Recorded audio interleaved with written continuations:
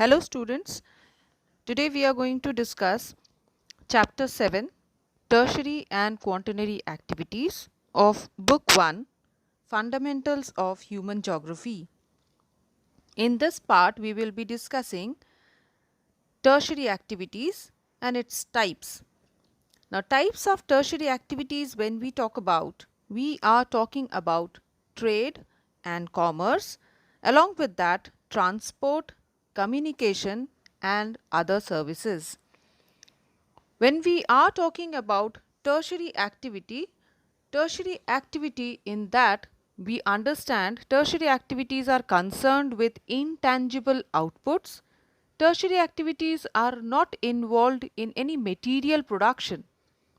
They stand in contrast with manufacturing industry which produce goods for different varieties.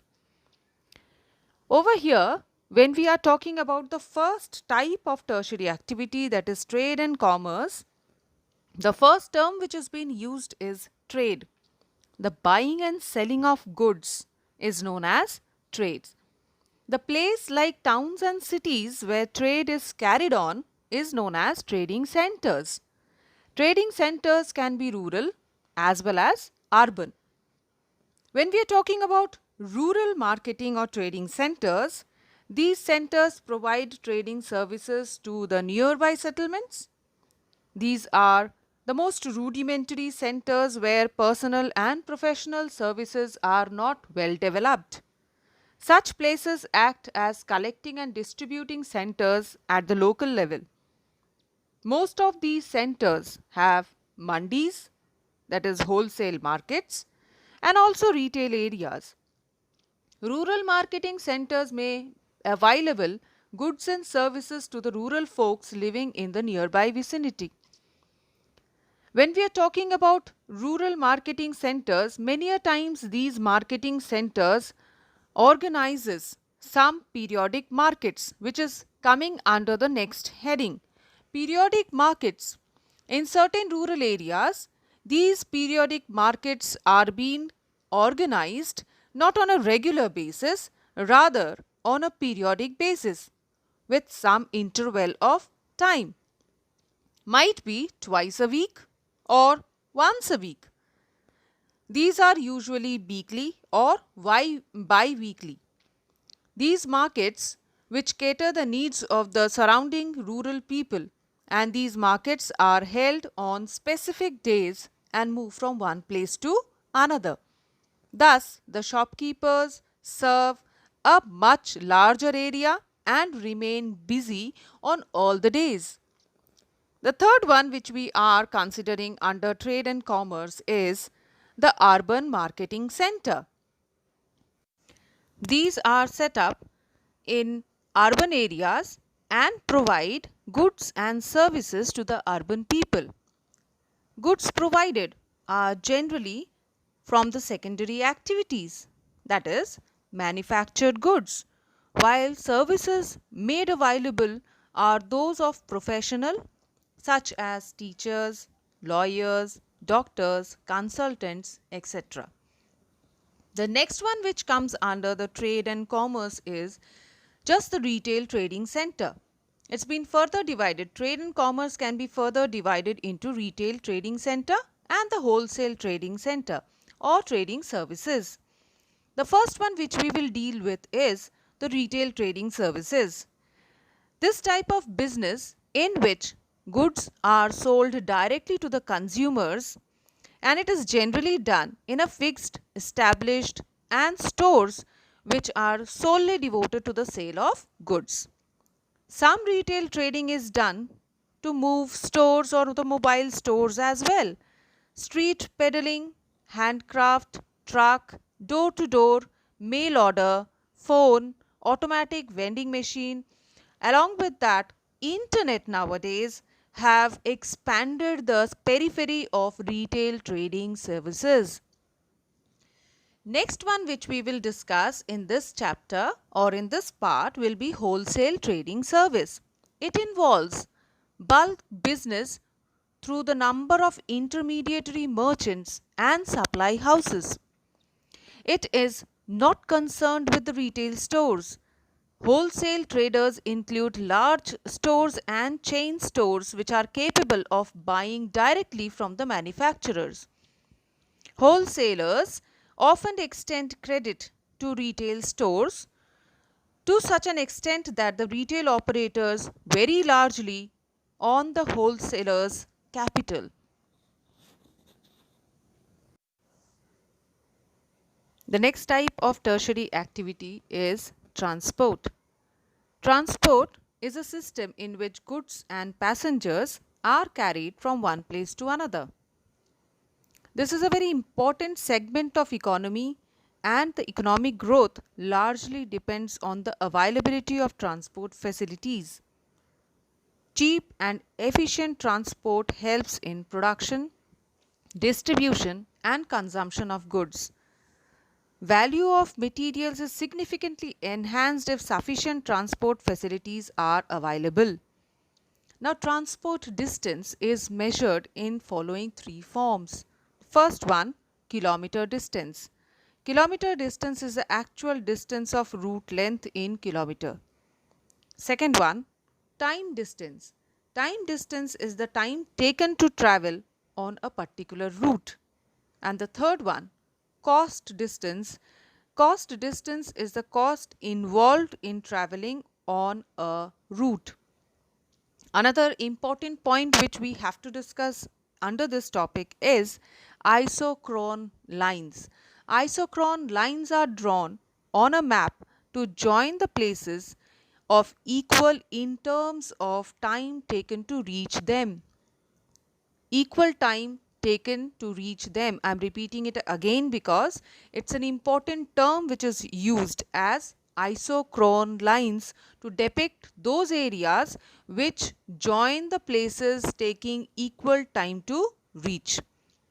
The next one which we are going to discuss over here on the basis of network and accessibility are three terms.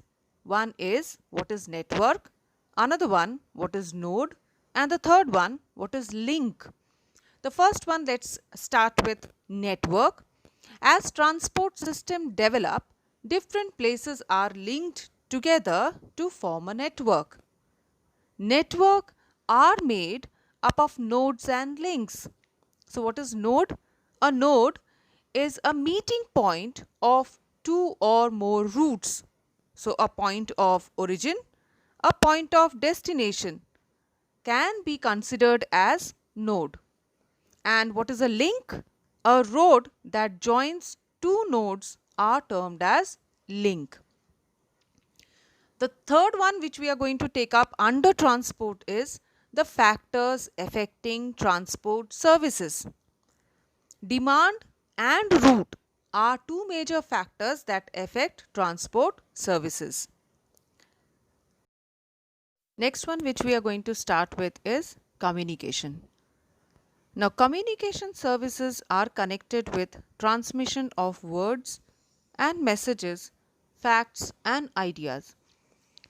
Some of the important communication services are described as telecommunication, in which we have radios, television, which we call it as mass media.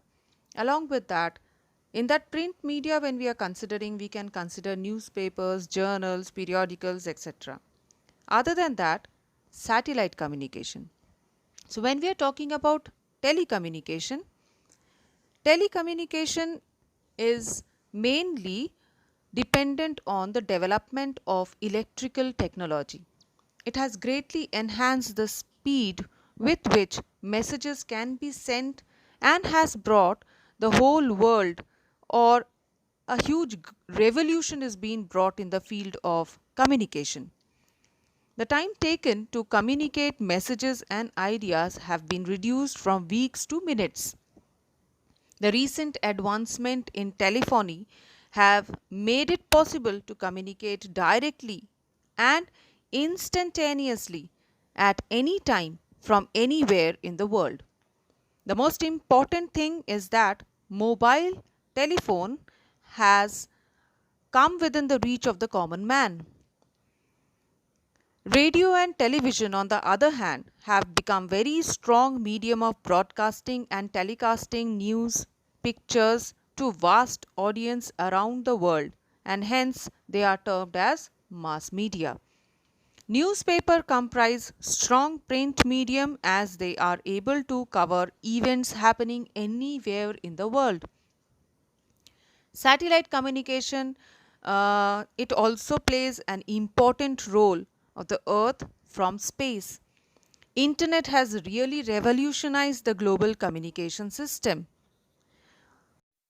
The next type of tertiary service is services. There are different levels at which services are provided and availed. Some services are meant for industry, some for people, and some for both industry and people, like transport. Every service has its own cost, and services are provided only on the basis of those individuals who have the means to pay for them. On the basis of the payment, there are lower order services and higher order services.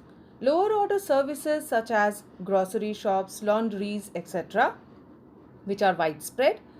Higher order services are more specialized ones like the accountants, consultants, physicians, lawyers, those who are mainly providing mental labor. These services mainly involve mental labor. Now, over here, if we take the example of a gardener, launderer, barber, they are doing their services mainly on the basis of the physical labor which they are providing. Whereas, if we take the example of teachers, lawyers, physician, musician, they are more performing their mental labor, hence, they are paid more on the basis of their mental labor. On the other hand, a large number of services have been regulated, that is making and maintaining of highways and bridges, maintenance of firefighting departments, and supplying and supervising education and customer care are some of the important examples of regulated services. And these services are often supervised by or performed by government and various companies. It comes under either government sector or the private sector which are providing us such services. With this, we come to an end of all the tertiary activities which we have discussed. Over here, we have discussed initially about trade and commerce, then transport, then communication, and at last we have discussed about all the services which are being provided. It may be banking, insurance, real estate, personal, private, government, and other NGOs who are providing us such services. Thank you all for watching the video.